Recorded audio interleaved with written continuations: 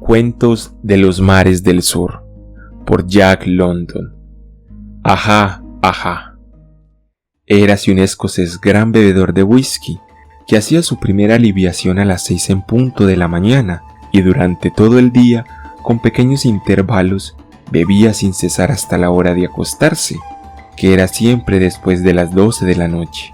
No dormía más que 5 horas, y las 19 restantes se las pasaba disfrutando su plácida borrachera.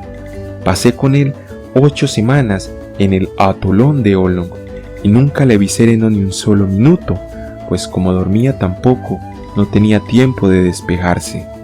Era un borracho tranquilo, amante del orden, cosa que constituía su cualidad característica, su virtud más apreciable, y resultaba un tipo tan raro como curioso. Se llamaba McAllister. Ya era viejo y temblón, sus manos se movían continuamente como si estuviese azogado, y cuando cogía el frasco para servirse el whisky, sea dicho en honor de la verdad, nunca le vi derramar una sola gota.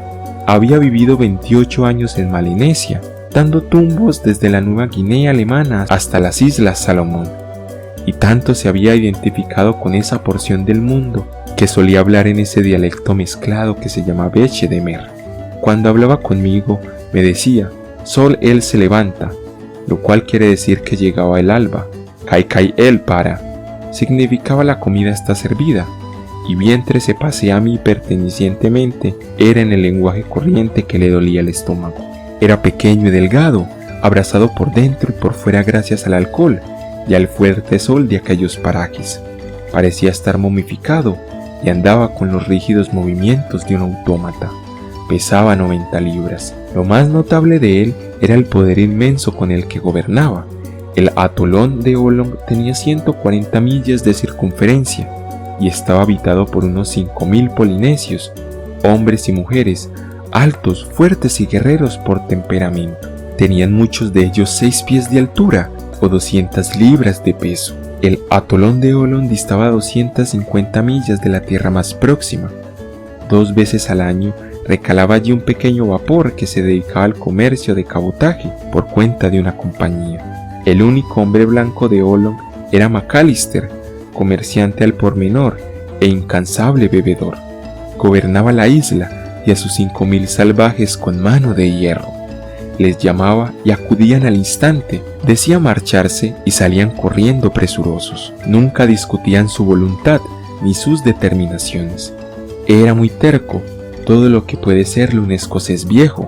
Intervenía constantemente en los asuntos privados de sus súbditos. Cuando Nuku, la hija del rey, quiso casarse con Haranua, que vivía en el otro extremo de la isla, el padre dio el consentimiento, pero a McAllister se le antojó decir que no, y la boda se deshizo.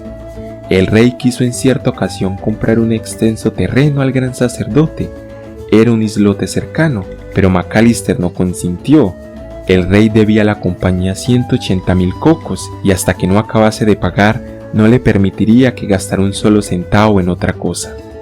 El rey y su pueblo no querían a McAllister, en verdad le odiaban de un modo terrible, y tuve noticias de que durante 3 meses el rey y el pueblo entero, con sus sacerdotes a la cabeza, hicieron rogativas a los dioses para que le concedieran la muerte del tirano. Le echaban maldiciones y practicaban sortilegios. Pero todo fue inútil, pues mientras McAllister no creyera en ellos, no tenían eficacia sobre su persona. Con un escocés borracho no se puede intentar nada, todo es nulo. Tenía una salud extraordinaria, ni siquiera se constipaba. La fiebre y la disentería eran cosas desconocidas para él.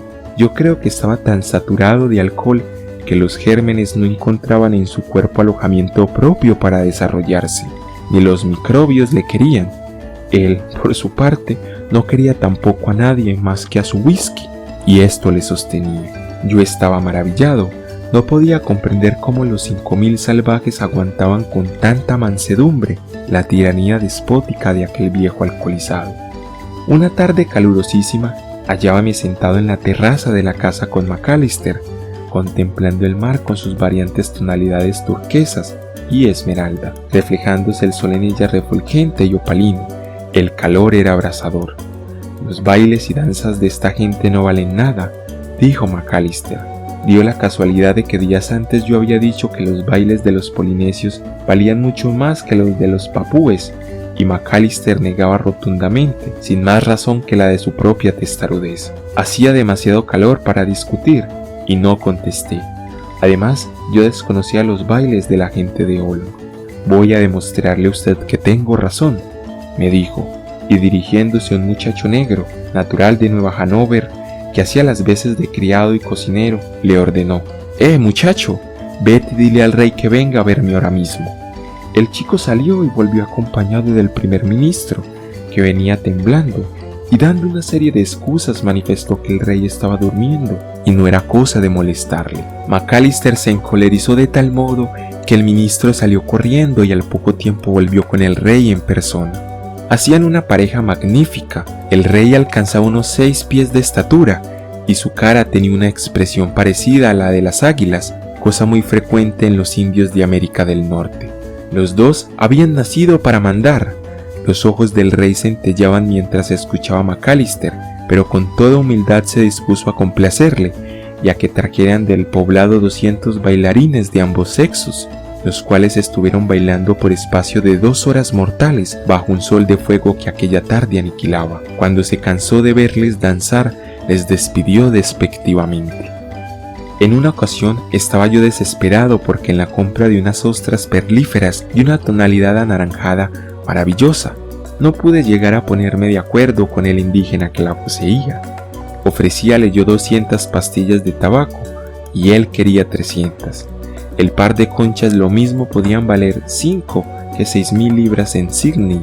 Hablé del asunto casualmente con McAllister, manifestando mi pesadumbre, y él inmediatamente mandó a llamar al propietario de las ostras y le obligó a que me las vendiera por 50 pastillas de tabaco, no consintiendo que le dieran ni una más. El pobre diablo se marchó casi contento al ver que había salido tan bien librado de la entrevista con el amo y señor, y yo resolví hacerme un nudo en la lengua y no volver a contarle nada más. Seguía yo tratando de inquirir cuál sería la causa del poder sin límites de aquel hombre sobre los salvajes, y como no daba con la clave, decidí interrogarle. Me guiñó un ojo y se quedó con la vista fija en mí, al mismo tiempo que apuraba el vaso de whisky. Esa fue toda su respuesta. Estaba yo una noche pescando en el lago con Oti, el indígena a quien McAllister había despojado de sus conchas y a quien yo, particularmente, había regalado 150 pastillas de tabaco, razón por la cual me respetaba extraordinariamente, creyéndome algo superior, a pesar de que el indígena me doblaba la edad. Y mientras paseábamos dije a Oti: todos vosotros, los canacas y los picaninis, respetáis inmensamente a ese hombre blanco, pero él es solo un hombre y vosotros sois muchos. No puede comerlos, no tiene dientes para ello. ¿Por qué diablos os asustáis tanto de él? El amor propio de Oti fue herido por mis palabras. Desgarró su lava, especie de taparrabos, y me mostró la enorme cicatriz producida por un balazo, y cuando iba a empezar a hablar, su caña fue sacudida violentamente. Intentó tirar de ella, pero pronto se dio cuenta de que el pez había dado vuelta a un banco de coral, enganchando allí el sedal del aparejo. Me dirigió una mirada de reproche por haberle distraído con mi conversación, y acto seguido se tiró de cabeza al agua. Tenía aquel paraje unas 6 brazas de profundidad, y mi buen salvaje nadó hacia el fondo, saliendo a la superficie al cabo de unos instantes con un hermoso pez parecido a un bacalao, de unos 50 kilos de peso. El anzuelo estaba todavía fuertemente clavado en la boca del pescado. «Ya he visto», dijo volviendo a mi tema, «que eres un valiente, y ese es el motivo por el cual no comprendo por qué toleráis la tiranía del hombre blanco. Voy a decir la verdad, y sabrás por qué tenemos miedo», dijo Oti. «Y yo, lector amigo, voy a transmitir su relato en lenguaje correcto, pues el que Oti usaba no lo entienden más que los que estamos habituados a él y a los indígenas. Nosotros, empezó diciendo, nos sentimos orgullosos de nuestros tiempos guerreros. Siempre que algún barco llegaba a la costa, íbamos a él en nuestras canoas, subíamos a bordo, lo atacábamos o matábamos a toda la tripulación, lo saqueábamos y luego le prendíamos fuego por los 4 costados. Estas victorias nos enardecían. Muchos de los nuestros morían en ellas, Pero, ¿qué importaba comparado con la enorme riqueza que encontrábamos a bordo? Esto nos compensaba con creces. Un día, hará 20 años, quizás 25, llegó un gran barco de 3 mástiles. En él iban 5 hombres blancos y unos 40 hombres para los botes. Todos eran negros de la Nueva Guinea. Venían a pescar en nuestras costas. Echaron el ancla frente a Paulo, cerca de aquí, y sus botes empezaron a diseminarse preparados para la pesca. Habían armado campamentos en la playa. Allí curaban el pescado que cogían. Se separaron mucho unos de otros y también del barco, y hasta llegar a los campamentos distaban lo menos 50 millas. Nuestro rey y sus consejeros se reunieron para tomar acuerdos, y yo pasé toda la noche en mi canoa de un lado a otro, avisando a la gente de Paulo que la mañana siguiente atacaríamos al mismo tiempo todos los campamentos y el barco para apoderarnos de él. Los que habíamos llevado estas órdenes estábamos fatigadísimos a causa de haber remado mucho, pero no obstante también tomamos parte en el ataque. Sorprendimos al patrón con 3 de sus negros en la playa, le matamos, pero antes de morir el blanco mató con su revólver a 8 de los nuestros. Luchamos con todo cuerpo a cuerpo y por fin le vencimos. Por el ruido de la lucha diose cuenta el contramaestre de lo ocurrido. Puso víveres y agua en un bote, colocó una vela y se hizo a la mar para llegar a su barco y defenderlo contra nosotros. Seríamos unos 1000 los que nos dirigíamos contra el barco. Invadimos el mar con nuestras canoas, en las que íbamos tocando las caracolas marinas de guerra y cantando himnos triunfales, remando a todo remar. ¿Qué victoria podría alcanzar un solo hombre blanco y 3 negros? Ninguna. El contramaestre lo sabía, pero los hombres blancos son el diablo, y yo, que ya soy un hombre viejo, he llegado a comprender por qué se han apoderado de todas las islas de los mares. Usted casi es un muchacho, y no es muy listo, porque todos los días le digo cosas que ignora. Cuando yo era un pequeño pignanín, sabía todo lo relativo a los peces, hasta sus costumbres, mucho más de lo que usted sabe ahora.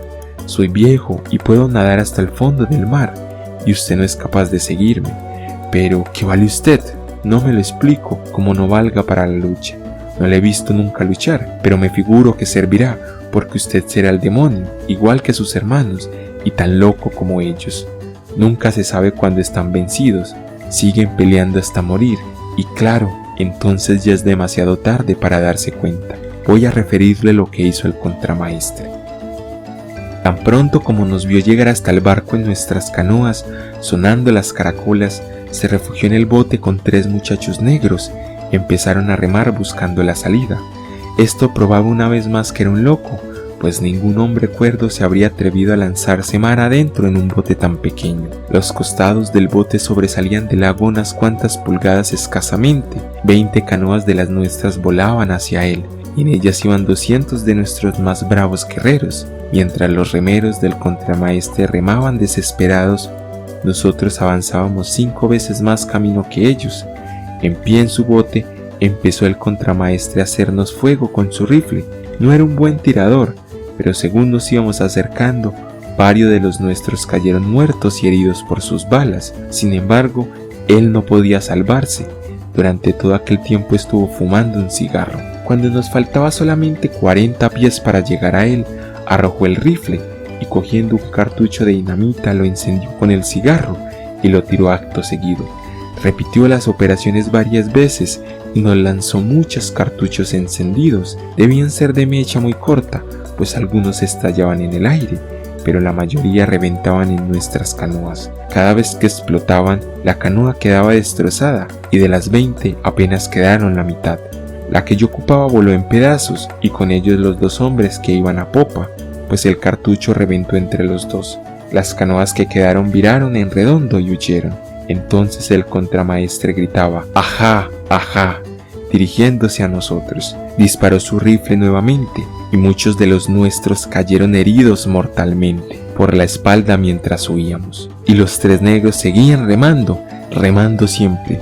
Ya ve usted cómo le digo la verdad cuando afirmo que el contramaestre era el verdadero demonio. No fue solo eso, pues antes de abandonar su barco le prendió fuego, y amontonando en un sitio oculto toda la pólvora y dinamita para que explotase un tiempo. Cientos de los nuestros estaban a bordo, tratando de apagar el fuego, cuando explotó el barco.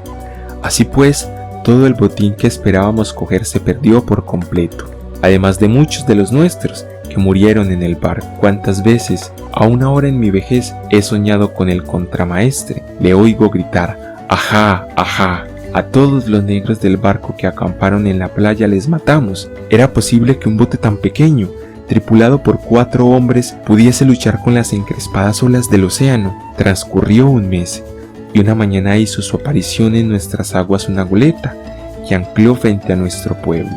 El rey y sus súbditos celebraron consejo, y acordaron apoderarse de la goleta en el espacio de 2 o 3 días. Entretanto, según era nuestra costumbre, nos fingimos sus mejores amigos, y nos fuimos acercando con nuestras canoas a ofrecerles en venta cocos, gallinas y cerdos. Pero cuando estábamos situados a lo largo del costado del barco, los hombres de a bordo empezaron a disparar sus rifles. Mientras huíamos, vi al contramaestre, que creíamos muerto, loco de alegría sobre la cubierta, gritándonos con toda la fuerza de sus potentes pulmones hasta enroquecer: ¡ajá, ajá! Aquella tarde se bajaron de la goleta 3 botes llenos de hombres blancos, vinieron al poblado y mataron a todos los hombres que encontraron, gallinas, cerdos y cuanto tropezaron con vida. Los que pudimos escapar nos refugiamos en las pocas canoas que quedaron y nos hicimos a la mar, desde donde vimos arder todas las casas. Nos cruzamos con otras canoas que venían de Nii, extremo opuesto de la isla, y nos dijeron que también allí habían hecho lo mismo, pues otra goleta había anclado para causar los mismos destrozos. Durante la noche oímos llantos y lamentos de mujer, y vimos muchas canoas que venían de Paulo, donde otro barco arrasó también aquel poblado. Ya ve usted, el contramaestre y sus 3 negros no habían muerto, y fueron a la isla Salomón a decir a sus hermanos blancos que había que castigarnos, y se unieron todos para que le exterminen. 3 días estuvo la goleta sin dejarnos tranquilos, aunque nosotros éramos muchos y ellos pocos. Intentábamos atacarles, pero con los rifles nos mataban a montones. Conseguimos al fin llegar al costado del buque, nos tiraron cartuchos de dinamita y las canoas volaron destrozadas. Disparaban desde el barco incesantemente sobre los que trataban de ponerse a salvo nadando. El contramaestre, subido en el techo de la cabina de mando, gritaba al vernos sucumbir: ¡ajá, ajá!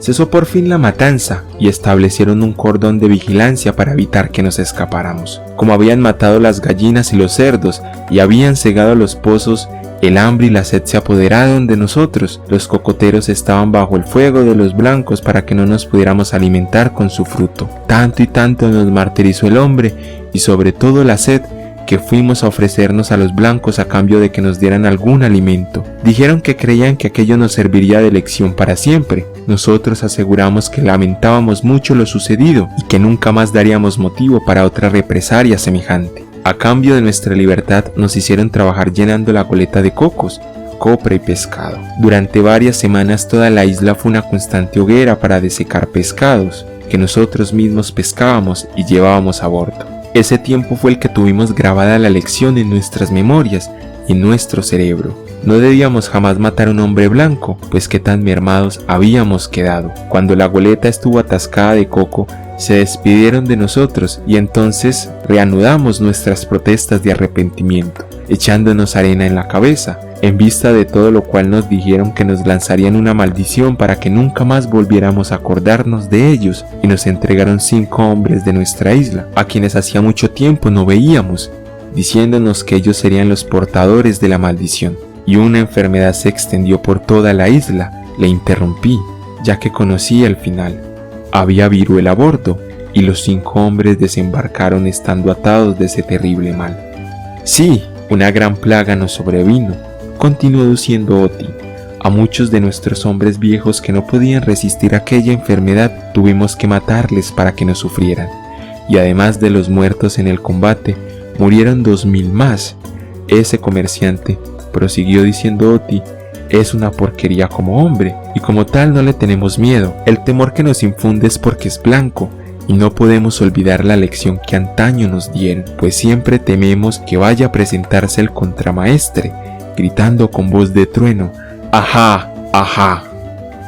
Me parece que vamos a pescar muchos peces, siguió diciéndome Oti, y terminó de este modo, cuando el sol se levante se llevará ese comerciante blanco el pescado más grande. Fin. Si te has quedado hasta aquí y te ha gustado el video, dale me gusta, suscríbete al canal para continuar descubriendo y escuchando sobre la literatura universal. Nos vemos en el próximo episodio. Hasta luego.